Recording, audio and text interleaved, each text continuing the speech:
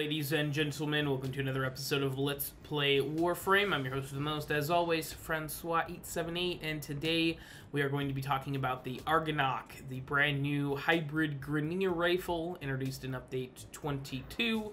You guys know how I do this. Basic info, where you can find it, some suggestions on how to build the rifle, and then my general thoughts and closing statements. I am a Warframe partner, as many of you know, so I did receive this weapon for free to review. The rifle is pretty solid. It does have a couple of gimmicks. It is a hybrid rifle, like I said, so you'll actually have a primary and secondary fire mode. Primary fire mode is a semi-automatic single shot, and the secondary fire is a full auto machine gun. It's very similar to the Stradivar, it's just the fire modes are flipped. And it's a lot better than the Stradivar stat-wise. We'll get into that in a minute, though. The second gimmick for this rifle is when you aim, any enemies that you kind of pan over will be highlighted in red until you pan off of them. It's actually really nice for the planes, especially if you're engaging from a distance, being able to see exactly where enemies are.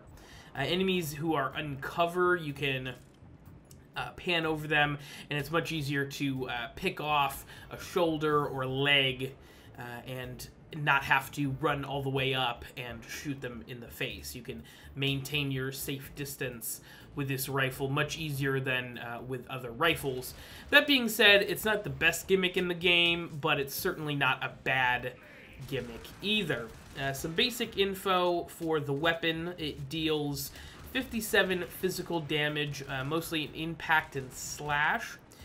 And the first fire mode, the semi-automatic, 27% crit chance, 2.3 crit damage, 19% status chance, 4.33 fire rate, and a reload speed of 2.4 seconds. The full auto fire mode, the secondary, 57 damage. They actually have the same damage for both fire modes. I thought that was very interesting. Again, mostly in slash and impact. Only a 9% crit chance, 1.5 crit multiplier, 27% status chance though, a 6.00 fire rate, and again a 2.4 second reload. Now this is the build. It's a fairly basic build: serration, split chamber, heavy caliber for your damage and multi-shot. I found heavy caliber to not decrease the accuracy of this weapon to the point where I was having trouble landing headshots in semi-auto mode, so it's just free damage. Point strike and vital sense to increase your crit chance and crit damage for the semi-auto fire rate.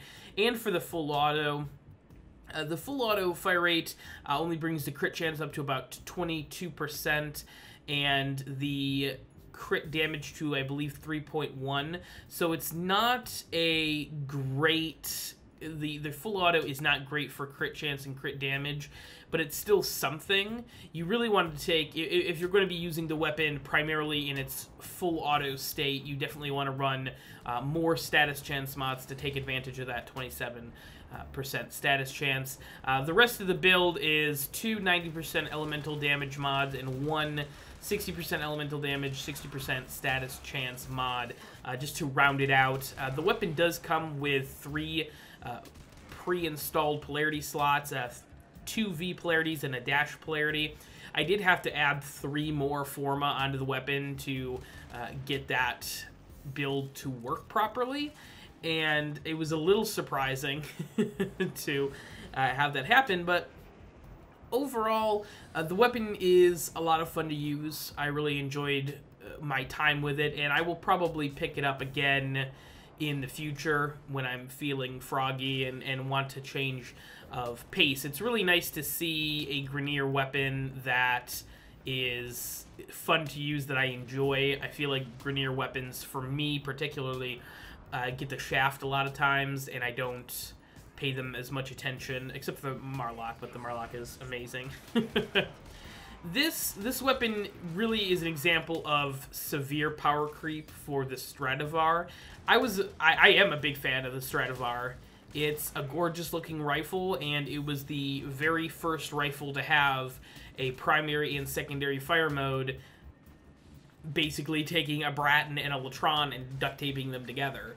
And it's sad to see that this rifle is just completely power creeping on it 100%, and it's kind of making the Stradivar objectively...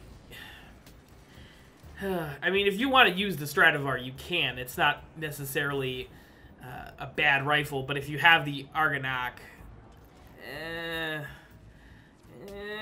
it's hard to say. It's hard to justify using the Stradivar when you have a rifle that has a solid gimmick in the outlining of enemies with the scope, as well as statistically better damage output. So it's tough. It's a great weapon. That's the point I'm trying to make. Is the Argonak is very solid. The full auto fire rate, I don't use it nearly as much as I probably should have. The high status chance is really nice, and the fact that the full auto has the same damage as the semi-auto is interesting, and I think that it's probably one of the better pure damage full auto rifles in the game right now. I know that when you account for crit chance and crit damage on most of those full auto rifles, it doesn't hold a candle, but it's an interesting rifle, and I really have enjoyed my time with it, and it's great on the plains. If you're exploring the plains, especially at night, trying to pick off Sentients and Grenier, being able to have them highlighted in red is very helpful, especially for my old eyes. But that's about it for this episode, ladies and gentlemen. We're going to be taking a look at the last two melee weapons very soon, the Croaker and the Twin Croaker. I promise I'm getting around to it. I did not forget. Then we're going to do some quests and give my general thoughts on the plains now that the plains have been out for over a week or 2 weeks now. So thank you guys very much. I appreciate it. Please like, comment, and subscribe. Watch some more stuff. Go follow me on Twitter. It's in the description. Until next time, I've been your host of the most, as always, Francois878, signing off.